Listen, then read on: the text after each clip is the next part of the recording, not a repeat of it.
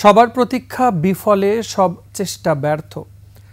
না ফেরার দেশে মাগুরায় ধর্ষণের শিকার শিশু আসিয়া। আত্মীয় বাড়িতে বেড়াতে গিয়ে পাশবিক নির্যাতনের শিকার ৮ বছরের শিশুটি গোটা সমাজকে দায়বদ্ধ করে অবশেষে ঢলে পড়েছে মৃত্যুর কোলে। শিশু আসিয়াকে ধর্ষণের পর তার মৃত্যুর সাথে লড়াই ৮ দিনের ঘটনাক্রম জানাচ্ছেন আদিত্য মামুন। ৫ মার্চ মাগুরায় বোনের বাড়িতে বেড়াতে যায় ৮ বছরের শিশু আসিয়া। ওই রাতেই বোনের পাশ থেকে ঘুমন্ত আসিয়াকে তুলে নিয়ে যাওয়া হয় পার্শ্ববর্তী ক্ষেতে। সেখানে বোনের শ্বশুর সহ অন্তত ৩ জন শিশুটিকে ধর্ষণ করে। এরপর এনে বোনের পাশে শুইয়ে রাখে ধর্ষকরা। পরদিন ৬ মার্চ তীব্র রক্তক্ষরণে অচেতন আসিয়ার শীতল দেহটি নিয়ে আসা হয় মাগুরা হাসপাতালে।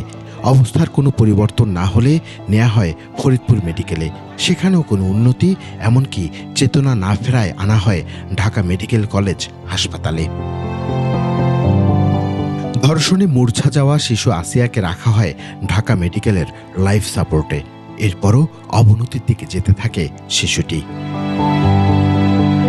নারকীয় নির্যাতনের শিকার আসিয়াকে ৮ মার্চ ঢাকা সম্মিলিত সামরিক হাসপাতালে নেওয়া হয়।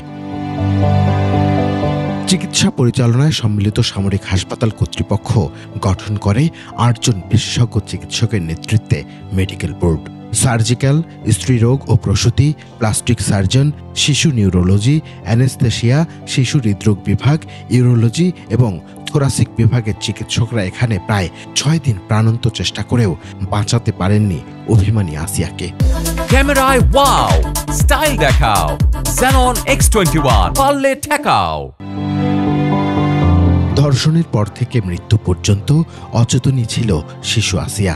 মৃত্যুর ঠিক আগে ৩ বার কার্ডিয়াক অ্যারেস্ট হয়। 2 বার স্থিতিশীল রাখা গেলেও শেষবার আর রক্ষা হয়নি আসিয়ার।